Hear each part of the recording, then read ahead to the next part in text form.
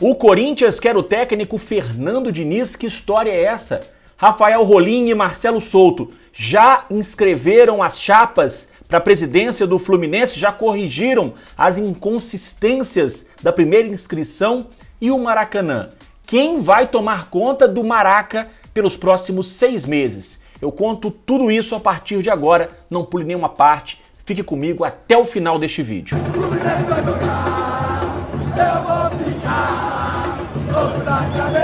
Olá, obrigado mais uma vez pela sua presença aqui no canal, esse é o Ligados no Flu. Obrigado por você nos acompanhar, obrigado pela sua inscrição. Se não é inscrito ainda, faça a sua inscrição, ative o sino para receber as notificações, deixe também o seu like e o seu comentário. Tenho muitas notícias, eu tinha preparado um roteiro completamente diferente. Eu ia falar sobre a renovação do Germancano, que você provavelmente já viu em outro canal ou assistiu em outro lugar. Eu ia falar sobre o Cris Silva, ia falar sobre o Gustavo Scarpa. Vocês viram que o Gustavo Scarpa disse que ele não se sentia bem quando enfrentava o Fluminense, as pernas não respondiam direito, enfim, que ele tinha vontade de fazer o gol, mas as coisas não fluíam. Vocês viram essa entrevista? O Gustavo Scarpa falou para a TV do Palmeiras. Enfim, eu tinha preparado um roteiro completamente diferente aqui para vocês, mas surgiram tantos assuntos. Tinha a questão da Umbro também, que renovou o contrato com o Fluminense.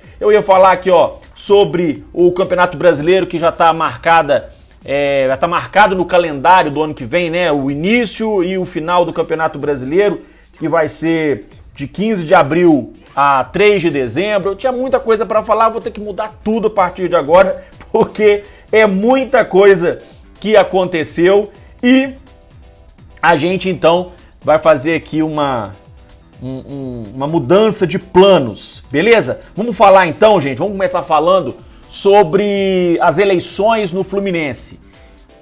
Marcelo Souto e Rafael Rolim, eles foram encontradas inconsistências nas inscrições deles para presidente do Fluminense, para a presidência do Fluminense, e por isso as chapas elas não foram homologadas. Eles tiveram um prazo que vai até amanhã, às 6 horas da tarde, sábado, 6 horas da tarde, para que eles façam a correção dessas inconsistências ou irregularidades, enfim. A informação que eu tenho é de que os dois candidatos conseguiram fazer ou apresentaram, as correções na tarde desta sexta-feira. O Rafael Rolim por volta das 3h45, 4 horas da tarde, entre 3h30 e 4 horas, e a chapa do Marcelo Souto registrou a candidatura dele já no final do dia por volta das 18 horas. Essa é a informação que eu tenho. Agora temos que aguardar para que a comissão eleitoral do Fluminense avalie nessas correções e faça a homologação das duas candidaturas.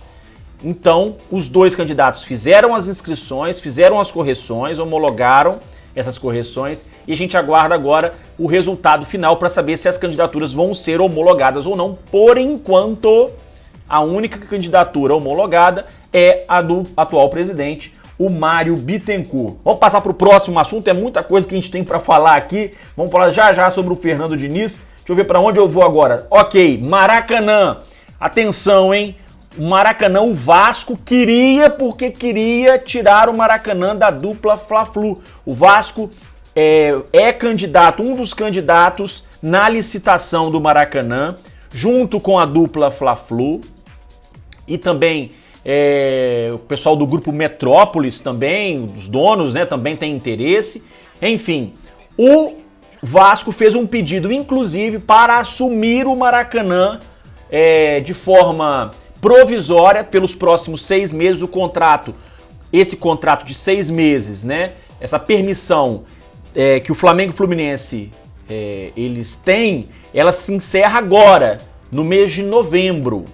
E o Vasco queria tomar o lugar dos dois, queria assumir essa administração do Maracanã pelos próximos 6 meses ou enquanto a questão da licitação não fosse resolvida.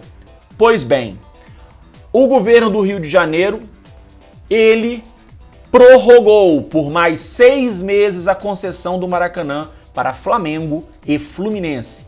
E, segundo informação do GE, os jornalistas, o Tébaro Schmidt e o Thiago Lima, a reportagem é deles, do GE, eles informam que o Vasco não teria recebido nem resposta do governo do Rio sobre esse pedido para assumir a administração do Maracanã enquanto a questão da licitação não seja resolvida. Outra informação que o GE traz é que a licitação foi suspensa. Essa é a informação, então, do Tébaro Schmidt e do Thiago Lima, do ge.com. Flamengo e Fluminense continuam com a permissão para administrar o Maracanã até o mês de abril. Essa autorização termina no mês de abril. Vamos para a próxima notícia. O Corinthians quer ou não quer o técnico Fernando Diniz? Quem trouxe essa informação, essa apuração não é minha, essa notícia não é minha. Estou reproduzindo aqui informações trazidas pelo jornalista José Ilan, que tem um canal, o canal Ilan e Renato. O José Ilan trouxe a informação no canal dele. Quem quiser, faça a inscrição no canal do José Ilan. Vai lá, assista o vídeo inteiro. Vou trazer aqui só algumas informações, mas a apuração mesma, completa, está no canal do José Ilan.